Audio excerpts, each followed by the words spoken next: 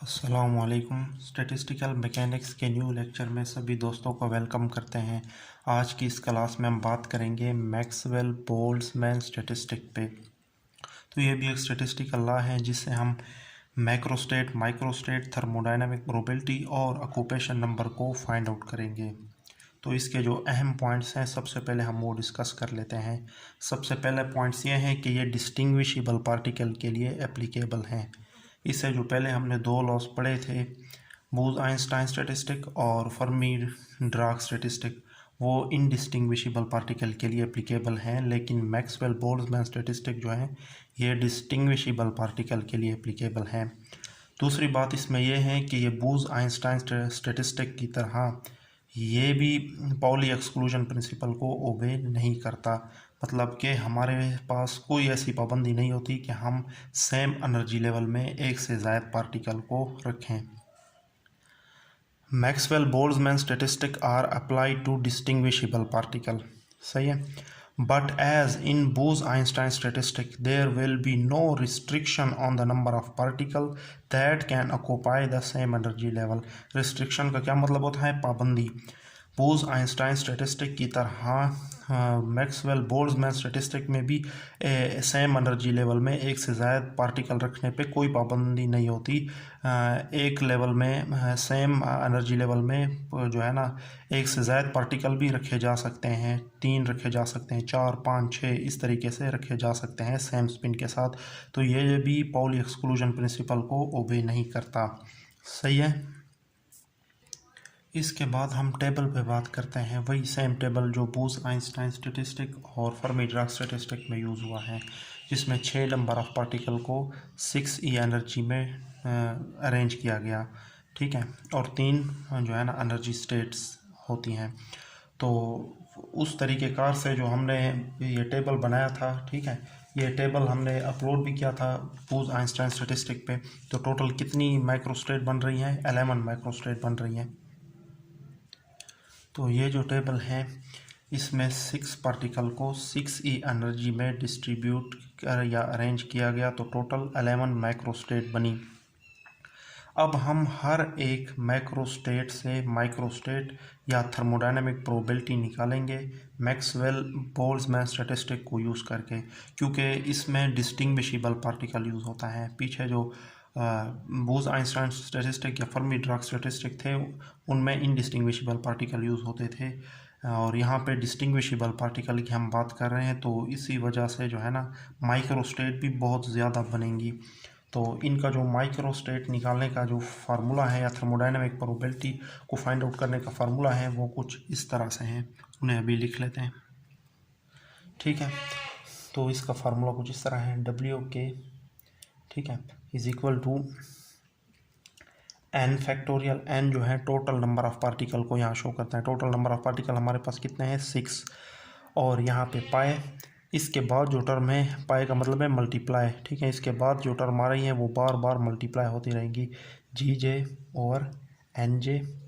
ये जो NJ है ये सेलेक्टेड नंबर ऑफ पार्टिकल है। जिस स्टेट के हम जो है ना माइक्रो स्टेट निकालेंगे उसमें जिस पार्टिकल की बात करेंगे वही पार्टिकल यहाँ पे आएगा, डिवाइडेड बाय NJ फैक्टोरियल। तो ये फार्मूला है इसका। तो डिस्टिंग्विशेबल पार्टिकल के जो जनरल तरीके से हम माइक्रो स्टेट निकालते थे उसका फार्मूला आपको पता होगा, GJ और NJ, इसलिए इसमें ये वाला फैक्टर ऐड होता है।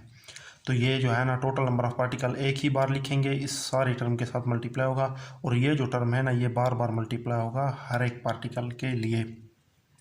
अब हम फर्स्ट स्टेट की जो है ना थर्मोडायनामिक प्रोबेबिलिटी फाइंड आउट कर लेते हैं। W1, ठीक है, इक्वल टू n हमारे पास 6 है, 6 फैक्टोरियल मल्टीप्लाई बाय G हमारे पास GJ 3 है, और नंबर ऑफ पार्टिकल इसकी बात कर रहे हैं सबसे पहले, तो 1 है, डिवाइडेड बाय 1 फैक्टोरियल। अब ये वाली टर्म नेक्स्ट पार्टिकल के लिए मल्टीप्लाई होगी, जस्ट ये टर्म, ये वाली नहीं, ये वाली जस्ट, ठीक है, क्योंकि पाए इसके साथ मल्टीप्लाई हो रहा है, ये एक ही बार सारी टर्म के साथ मल्टीप्लाई होता रहेगा। GJ हमारे पास 3 है। अब ये 5 पार्टिकल की बात कर रहे हैं, 3 की पावर 5 और नीचे 5 फैक्टोरियल। इसे हम सोल्व कर लेते हैं। W1 is equal to 6 factorial multiply by, यहाँ पे 3 आ जाएगा, multiply by 3 raise to the power 5 and divided by 5 factorial. अब फैक्टोरियल को हम ओपन कर लेते हैं।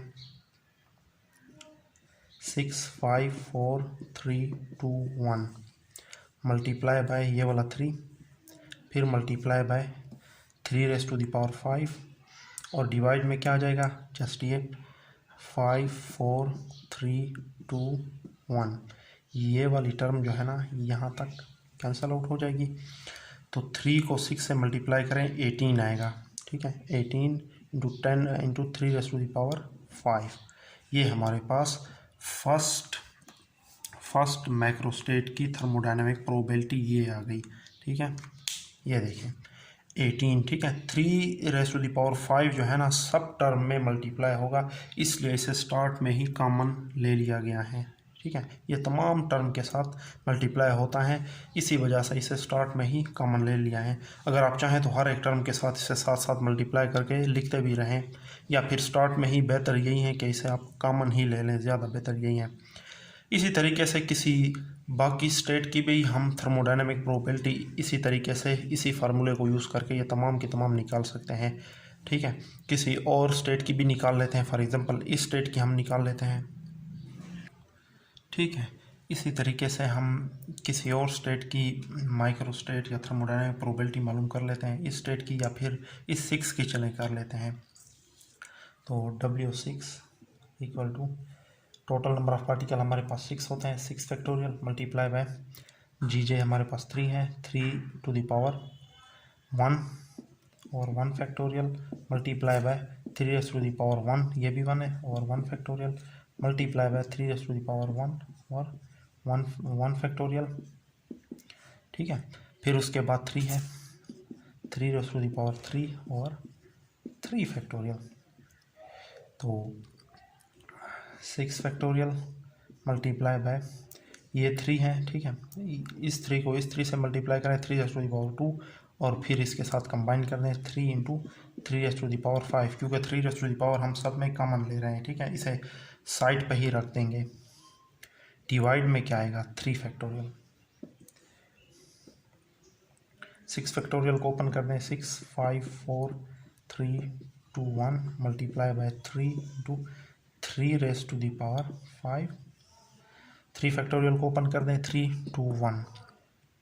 ये जो है ना टर्म यहाँ तक कैंसल आउट हो जाती हैं। 3 को 4 से मल्टीप्लाई करें तो 12, 12 को 5 से मल्टीप्लाई करें तो 60, 60 को 6 से मल्टीप्लाई करें तो 360, 360 into 10 raise to the power 3 raise to the power 5। ये जो है ना 6th मैक्रोस्टेट की थर्मोडायनेमिक प्रोबेबिलिटी हमारे पास आ गई है। ये देखें 360 और 3 रेज़ टू द पावर जो 5 है वो स्टार्ट में ही लिखा गया है, सही है। इसी तरीके से आपने बाकी तमाम जो है ना बाकी तमाम मैक्रोस्टेट की थर्मोडायनेमिक प्रोबेबिलिटी इसी फार्मूले से आपने निकालनी है। इसके बाद हम बात करते हैं एवरेज ऑक्यूपेशन नंबर पे। ऑक्यूपेशन नंबर उसी तरीके से ही निकालेंगे जिस तरह प्रीवियस 2 स्टेटिस्टिक बोस-आइंस्टाइन स्टेटिस्टिक और फर्मी-डिराक स्टेटिस्टिक में हम निकालते आ रहे हैं, उसी तरीके से होगा। जिस भी लेवल के हम जो है ऑक्यूपेशन नंबर निकालना चाहते हैं उसके करस्पॉन्डिंग पार्टिकल को उसके करस्पॉन्डिंग मैक्रोस्टेट या थर्मोडायनेमिक प्रोबेबिलिटी से आपने मल्टीप्लाई कर देना है और डिवाइड किससे करना है, टोटल थर्मोडायनेमिक प्रोबेबिलिटी के साथ। तो इन तमाम थर्मोडायनेमिक प्रोबेबिलिटीज़ या मैक्रोस्टेट को आपने सम अप करना है। तो इसका आंसर कुछ यूँ आएगा, ओमेगा जो है ना इसके लिए आता है 1386 into 3 raise to the power 5, कुछ इस तरीके से आती हैं। तो आप किसी भी जो है ना एनर्जी स्टेट की एवरेज ऑक्यूपेशन नंबर आप फाइंड आउट कर सकते हैं इसी फार्मूले से। किसी एक की निकाल लेते हैं, 3 की निकाल लेते हैं, लेट्स सी। एंड 3 बार इक्वल टू 3 को देखें जहाँ जहाँ पार्टिकल हैं करस्पॉन्डिंग थर्मोडायनेमिक प्रोबेबिलिटी के साथ उसे मल्टीप्लाई और सम अप करते जाएं। तो ये 2 मल्टीप्लाई होगा 45 के साथ, 2 मल्टीप्लाई होगा 45 के साथ, फिर प्लस ये 1 मल्टीप्लाई होगा 360 के साथ, 1 मल्टीप्लाई होगा 360 के साथ। ऑक्यूपेशन नंबर जो है ये एनर्जी लेवल के साथ ही रिलेट करता है, इसलिए हम हॉरिजेंटल लाइन को ही देखेंगे। हॉरिजेंटली जितने बॉक्सेस में पार्टिकल हैं जिस लेवल की मालूम करना चाहते हैं, और उनके हर एक उनके पार्टिकल्स को हम उनके थर्मोडायनेमिक प्रोबेबिलिटी के साथ इस तरीके से मल्टीप्लाई और सम अप करते जाएंगे। अब ये 1 मल्टीप्लाई होगा 180 के साथ, प्लस 1 मल्टीप्लाई होगा 180 के साथ, इसे डिवाइड कर देंगे 1386 इंटू 3⁵ अब इसे सॉल्व करें, ठीक है। ये 90 आएगा, प्लस 360 प्लस 180 और डिवाइड में क्या आएगा 1386 इंटू 3⁵। अब इन्हें सम अप करें तो क्या आएगा, सम अप करने पे आएगा 630 डिवाइडेड बाई 1386 इंटू 3⁵। इसे आपने मल्टीप्लाई कर देना है, तो आपके पास अप्रोक्सीमेटली जो इसका आंसर आएगा 0.4549 कुछ इस तरीके से आता है। तो आपने इसे राउंड ऑफ करना है। थर्ड जो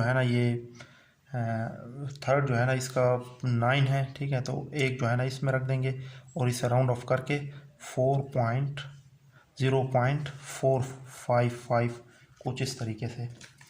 तो ये देखें, ये इसका ऑक्यूपेशन नंबर है। तो बाकी ऑक्यूपेशन नंबर भी आपने इसी फार्मूले को यूज़ करके इसी तरीके से निकालने हैं। अगर आपको कोई इससे रिलेटेड कोई डाउट हो तो आप कमेंट में बताएं।